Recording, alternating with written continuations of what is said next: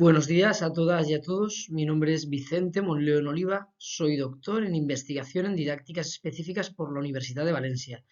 y actualmente soy funcionario de carrera definitivo para la Generalitat Valenciana en el Cuerpo de Maestros de la Educación Infantil.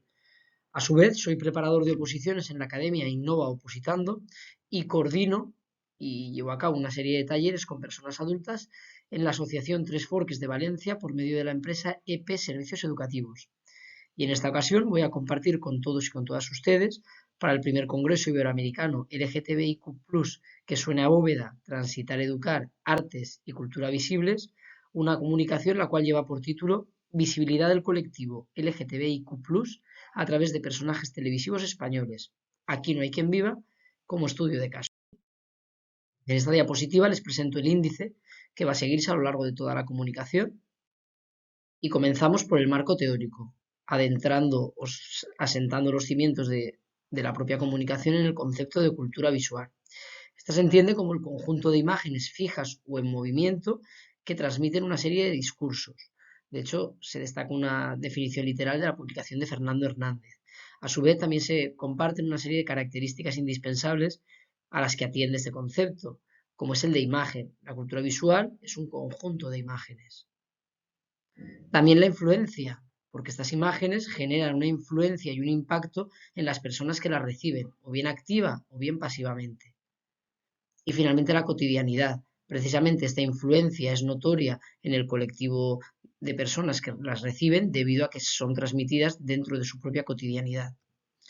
Y de todo el conjunto de imágenes que forman parte de la cultura visual, para este estudio de caso se centra la atención en la televisión. ¿Pero qué es la televisión? Para su definición se recurre a la publicación de María Acaso, quien, de entre muchas posibilidades, destaca que es uno de los medios de comunicación de masas con mayor influencia en el grupo poblacional, en la comunidad de habitantes. De hecho, la televisión tiene tres funciones primordiales. Una de ellas es la función informativa, la cual se cumple a través de programas televisivos como los informativos. Por otro lado, la función educativa, la cual se consigue a través de otro tipo de programas como por ejemplo Pasapalabra. Y finalmente se llega a la función lúdica o de entretenimiento a través de seriales televisivos, TV shows y demás, como por ejemplo Aquí no hay quien viva, que es precisamente la muestra que se toma para este estudio de caso. Centrando la atención en el componente de la epistemología, se destaca que este estudio sigue un paradigma sociocrítico, puesto que la finalidad fundamental consiste en aportar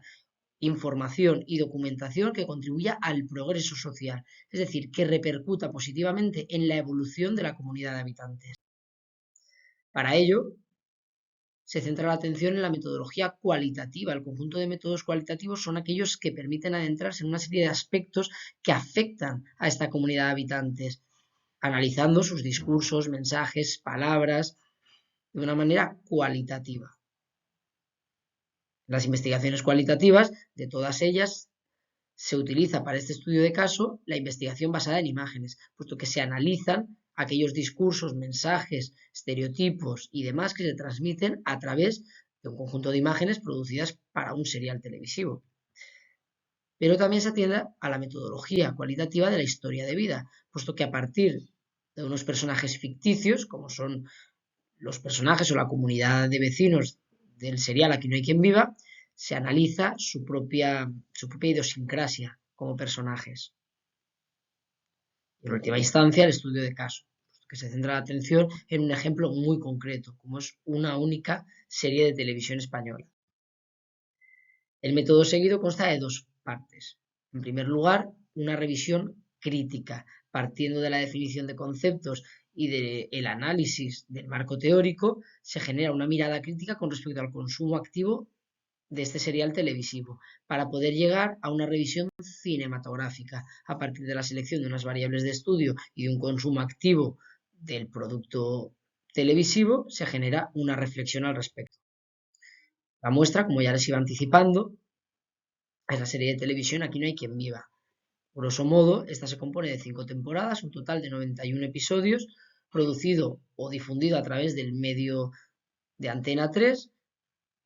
y que narra las peripecias y o historias de vida de un grupo de personajes que forman parte de una comunidad de vecinos. Concretamente, dentro de esta comunidad o dentro de esta muestra de estudio, se centra la atención en las disidencias sexuales, en analizar una serie de variables sobre esta temática, como son los hombres gay, las mujeres lesbianas, la metrosexualidad, mujeres transexuales y transformismo. Si bien es cierto, les anticipo que en la exposición y discusión de resultados, la variable de la metrosexualidad con el transformismo se incluyen dentro de una más global, como son las realidades no binarias y otro tipo de disidencias sexuales. Con respecto a la exposición y discusión de resultados, se comienza narrando las historias de vida de las figuras gay pertenecientes al serial televisivo de Aquí no hay quien viva.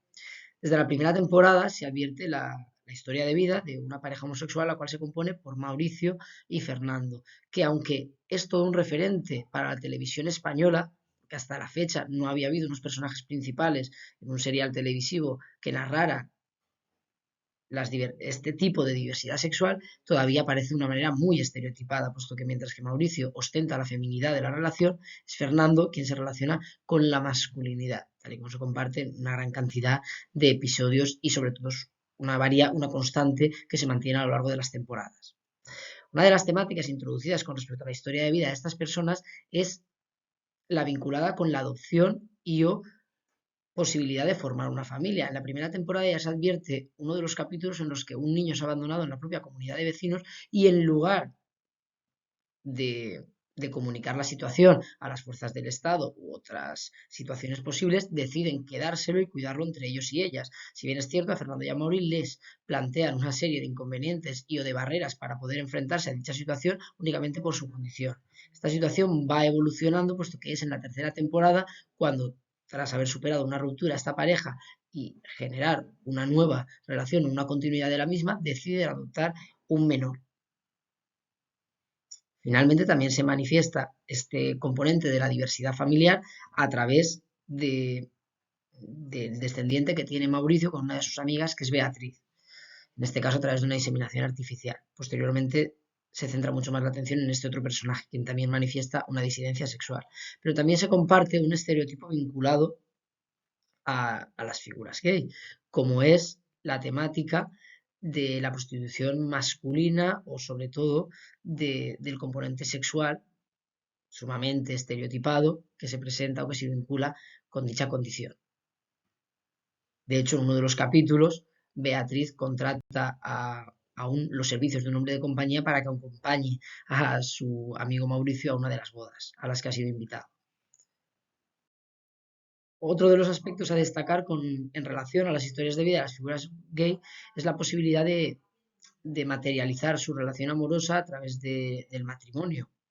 De hecho, en una de las últimas temporadas, Fernando le propone matrimonio a Mauricio y esta actuación se materializa a través de una boda civil, justo coincidiendo con el momento social en el que España se aprueba la ley que permite el matrimonio entre personas homosexuales, lo cual también genera un referente para los miembros del colectivo. No obstante, en relación a las historias de vida de las personas gay, también se manifiestan con estos personajes una serie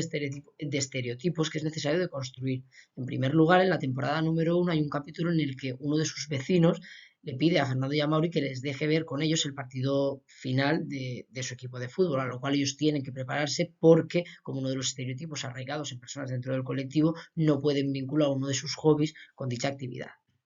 Evidentemente, este es un estereotipo que debe romperse. No obstante, en el momento en el que esta pareja cuenta y comenta abiertamente con su comunidad de vecinos y de vecinas su condición sexual, estos y estas plantean una serie de estereotipos y de mensajes sesgados con respecto al tratamiento de ambos hombres. Así como también estos estereotipos con respecto a la feminidad arraigada o vinculada a los hombres del colectivo se materializa en uno de los capítulos en los que Carlos pretende incluirse dentro del mismo y para ello recurre a Mauricio para que le tutorice de manera irónica, por así decirlo, en dicho colectivo. Una de las barreras con las que cuentan los hombres del colectivo, sobre todo el conjunto de hombres homosexuales, es el momento de compartir abiertamente cuál es su condición sexual. Y de hecho, esta barrera o esta dificultad que ostentan en sus historias de vida se va materializando a lo largo de diferentes situaciones. Como por ejemplo, en la historia de vida de Fernando, quien en las primeras temporadas, cuando todavía no es capaz de compartirlo abiertamente, Por ejemplo, en uno de los capítulos en los que sus padres vienen de Mallorca para visitarle, tiene que pedir a una de las vecinas del bloque de viviendas que se haga pasar por su novia y que compartan abiertamente que tienen una relación cuando, en efecto, esto no sucede de esta manera. De hecho, en el capítulo en el que Fernando comparte abiertamente su condición sexual en su puesto de trabajo, se ve mermada dicha condición profesional puesto que es despedido, así como también se materializa en la historia de vida de Diego, el hermano de Lucía, quien, tras iniciar una relación con Mauricio, tiene que compartir abiertamente su condición sexual, divorciarse del matrimonio que recientemente había iniciado, etc. Y en última instancia, con respecto a la historia de vida de Mauricio, también se destaca los inconvenientes y o problemáticas que presenta en su vida cuando desde bien pequeño manifiesta abiertamente su condición, lo cual le genera el rechazo de su progenitor. Siguiendo con estas historias de vida, se comparten otro tipo de estereotipos, como por ejemplo los vinculados con la amistad, la dificultad que tienen dos hombres de vivir juntos y que no se genere un discurso sesgado sobre su condición, como es por ejemplo el caso de Diego y Roberto, quienes únicamente son dos hombres heterosexuales, pero que viven juntos y tras compartir este mismo hogar generan una serie de sospechas y o de críticas entre el colectivo de vecinos y de vecinas. Lo mismo que nuevamente recurrir a la temática del fútbol. Hay un capítulo en el que el actual novio de Mauricio, en este caso es Diego, no consiente en que su pareja le acompañe a jugar un partido de fútbol porque piensa de una manera estereotipada que no va a ser capaz de demostrar ante su grupo de amigos o de ocultar, mejor dicho, su condición. Tras ello se comentan las historias de vida de las figuras lesbianas, que aunque también son un referente en la televisión española o en los seriales de televisión española, todavía se manifiestan de una manera mucho más reducida que con el colectivo anterior. El personaje principal que manifiesta esta diversidad sexual es el de Beatriz, una de las amigas de Mauricio que llega al edificio tras generar una ruptura con su pareja Inés. A lo largo de las temporadas se va sucediendo su historia de vida, como es, por ejemplo, conocer a la abogada que lleva su caso por, por desempleo injustificado debido a su condición sexual y a su condición de progenitora, así como también a otro tipo de relaciones, como por ejemplo la que inicia con Ana. Y finalmente es la que forma parte dentro de su diversidad familiar que ostenta, de dos mujeres lesbianas que comparten la crianza de su hijo a través de la pareja homosexual comentada anteriormente de Mauricio y Fernando. Nuevamente hay una serie de estereotipos que se mantienen con el colectivo de figuras lesbianas, como es por ejemplo la dificultad que pueden encontrar estas mujeres para generar relaciones de amistad con otras, por una serie de estereotipos y o de sesgos que se arraigan a su condición. Así como también sirve precisamente la historia de vida de Beatriz para desmitificar